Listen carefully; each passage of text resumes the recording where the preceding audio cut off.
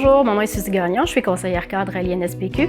J'ai eu la chance de travailler auprès de nombreux collègues et partenaires à la réalisation de la dernière enquête de santé auprès des Inuits du Nunavik. Donc, les enquêtes de santé au Nunavik visent à suivre l'évolution de l'état de santé des Nunavimutes et à mieux comprendre les déterminants de la santé qui sont propres aux Inuits. Donc, comme vous allez voir, l'Institut contribue aux enquêtes de santé au Nunavik depuis le début des années 90. La première enquête de santé qui a été réalisée au Nunavik, c'est enquête 1992. Elle a été menée par Santé Québec, qui est depuis devenu l'Institut de la statistique du Québec. L'Institut a contribué notamment à cette enquête-là par l'analyse de métaux et de contaminants environnementaux comme les BPC.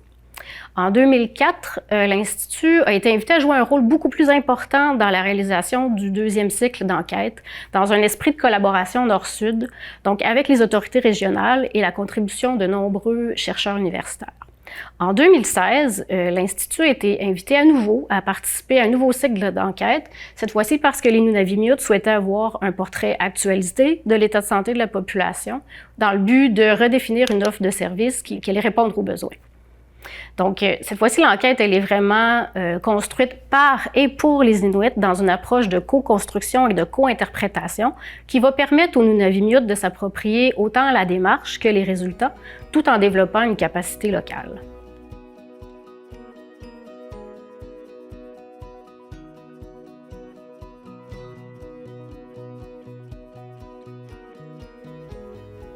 Ce troisième cycle de l'enquête visait aussi à décoloniser la recherche en milieu autochtone et en milieu inuit.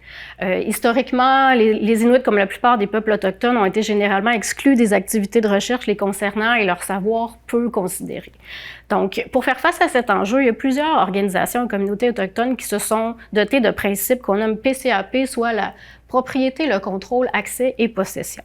C'est des principes qui se retrouvent au cœur de l'enquête de 2017 et concrètement, ça se traduit par le fait que les Nunavimutes se donnent les moyens de pouvoir déterminer comment les informations sont collectées, comment elles sont utilisées, et puis ça se traduit également par la mise en place d'un comité de gestion de la donnée, par un cadre de référence, mais surtout par l'implication de la communauté à toutes les étapes de l'enquête. Le projet a aussi rendu possible un portrait des 14 communautés qui met en lumière les forces et les ressources propres à chacune d'entre elles afin de les outiller à faire face aux défis. C'est aussi la première fois dans le cadre d'une enquête de santé qu'il y a un modèle de la santé du bien-être inuit qui est développé et qui met en lumière la vision holistique de la santé du bien-être pour les Inuits. Grâce aux résultats de l'enquête, les chercheurs et les décideurs comprennent maintenant mieux l'importance de l'identité culturelle et des valeurs traditionnelles inuites pour la santé et le bien-être des Nunavimutes, au point même d'agir souvent comme facteur de protection.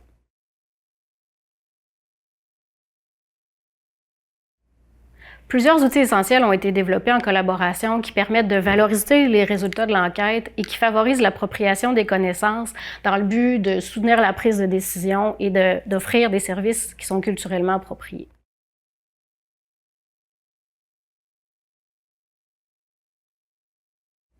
Grâce au soutien de l'Institut, des chercheurs universitaires et de ses partenaires, le Nunavik aura su développer sa propre expertise des enquêtes de santé et est maintenant, aujourd'hui, en mesure de coordonner entièrement les enquêtes de santé qui ont lieu sur son territoire.